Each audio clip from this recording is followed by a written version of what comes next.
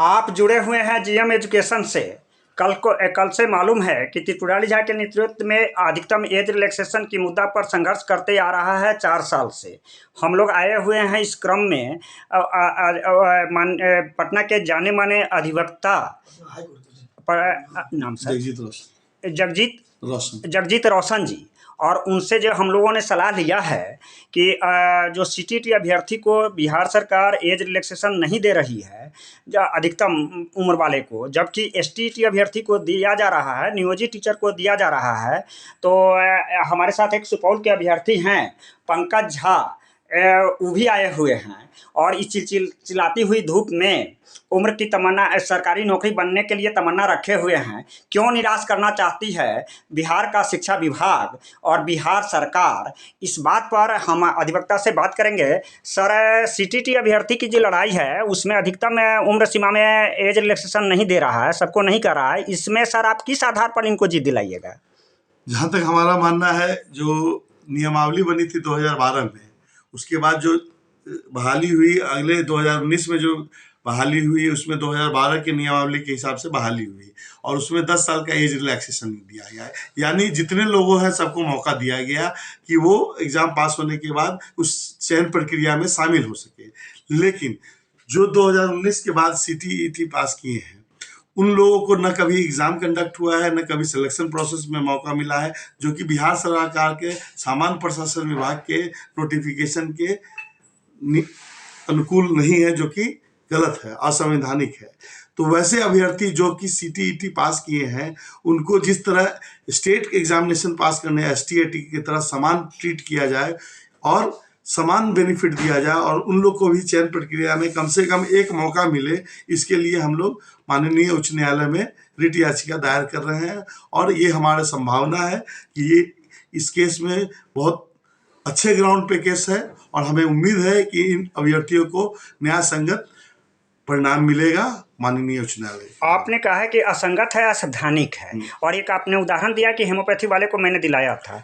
Mains के प्रशिक्षित teachers है, सीटीटी पास है, कभी एक बार भी मौका नहीं मिला, क्या उसको मौका नहीं मिलना चाहिए? बिल्कुल मौका मिलना चाहिए और कोई भी नियम किसी को डिबार करने के लिए नहीं बनना चाहिए। बिहार सरकार ने अगर ये नियम बनाया है तो एक क्लास ऑफ कैटेगरी को वो डिबार कर रही है without giving a single opportunity to appear. तो यह जो अधिकतम उम्र वाले और अगर आप शिथिलता बरत रहे हैं तो ये 10 वर्ष किस नियम के हिसाब से बरत रहे हैं?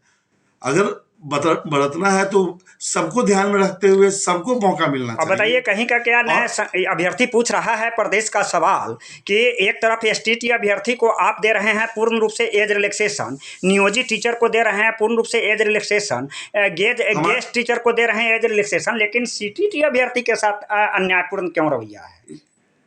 जहाँ तक इस सवाल का प्रश्न है, इसमें मेरा ये कहना होगा कि जब सब लोग को दिया जा रहा है तो इन लोग को भी मिलना चाहिए। दूसरी बात कि ये जो अभ्यर्थी हमारे पास आए हुए हैं, इन्होंने गवर्नमेंट एडेड स्कूल में पिछले 20 साल 15 साल से सर्विस दे रहे हैं, जो कि बिहार के गवर्नमेंट एडेड स्कूल है।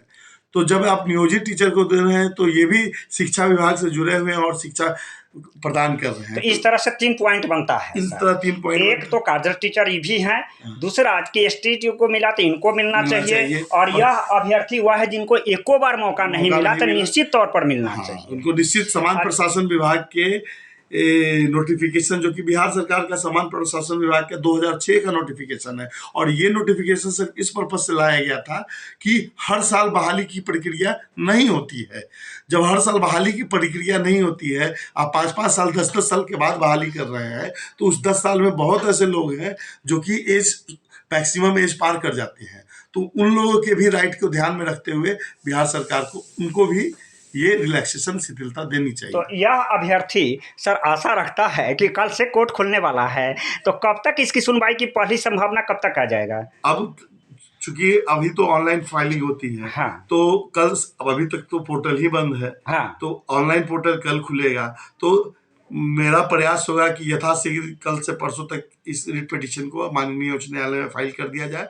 उसके बाद माननीय न्यायाधीश के सामने इसको मेंशन करके, चूंकि सिलेक्शन प्रोसेस में बहाली ये अप्लाई करने का एक सीमित समय है, जी। इसलिए माननीय उच्च न्यायाधीश के सामने, माननीय न्यायाधीश जो शिक्षा विभाग का केस देख रहे हैं, उनके सामने इसको मेंशन करके यथाशीघ्र इसकी सुनवाई करने की प्रयास किया और जाए। सवाल यह है कि संशय की स्थिति यह बना हुआ है कि सर 15 जून से शिक्षक अप्लाई कर रहे हैं और 12 जुलाई तक समय मिला है, अप्लाई की अवधि है। तो इस अवधि में ही इन अभ्यर्थी को भी अप्लाई करना है। तो आपके माध्यम से अभ्यर्थी का डिमांड है कि सुनिश्चित करना चाहता है। अब इसमें तो ये मेरा यही कहना होगा कि आप अप्लाई कर सकते हैं, और ऐसे कोर्ट चाहे तो वो कोर्ट स्पेशल भी ऑर्डर निकाल करके कर सकता है, जैसे विगत केस में भी किया है। तो ये अप्लाई करने के लिए आप सुझाव दे रहे हैं। ये तो मेरे क्षेत्राधिकार का चीज नहीं है जी, फैसला तो है। ये तो कोर्ट के क्षेत्राधिकार का चीज है, जिसपे तो आप जुड़े हुए हैं जीएम एजुकेशन से। पटना हाई कोर्ट के जाने माने अधिवक्ता जगजीत रोशन के यहाँ जब अभ्यर्थी अधिकतम एज रिलैक्सेशन पर दर दर भटकता हुआ सब अधिवक्ता से मिले, कहीं निराश, कहीं उपाय, कहीं तिलक भरे नहीं जगह मिला, तो अभ्यर्थी दर दर भटकते हुए नामी गिरामी वकील के नाम के सामने सुनने का मौका मिला कि जगजीत रोशन शिक्षा विभाग के जाने माने अधिवक्ता हैं और उनके यहाँ जाने पर आस लगी है। गॉड इनका भी तरक्की दे, जो कि अभ्यर्थी की, अब यह अभ्यर्थी को केवल कस्टमर नहीं समझे हैं। जब भी हम लोग आए हैं तो केवल एक ही शब्द था कि आपका केस का जिताना हमारा कर्तव्य बनता है, क्योंकि अभ्यर्थी एक शिक्षार्थी है। मैं बोलना चाहूंगा, जिताना नहीं है, आपने दमखम से लड़ना है। और जिताना, और ये भगवान और ये न्यायाधीश के ऊपर है। इनकी एक बड़प्पन और थीम है कि यह अभ्यर्थी को दूसरे क्लाइंट की तरह ना समझना, यह एक शिक्षार्थी है, एक विद्यार्थी है, यह शिक्षक बनाऊंगा और इस उद्देश्य से यह लड़ेंगे। यह बिहार सरकार के मां सरस्वती का इनका सोच को हम लोग अभिवादन करते हैं, नमस्कार करते हैं। चलिए, धन्यवाद। उम्मीद करते हैं कि हम लोग को सफलता मिलेगी। जी सर।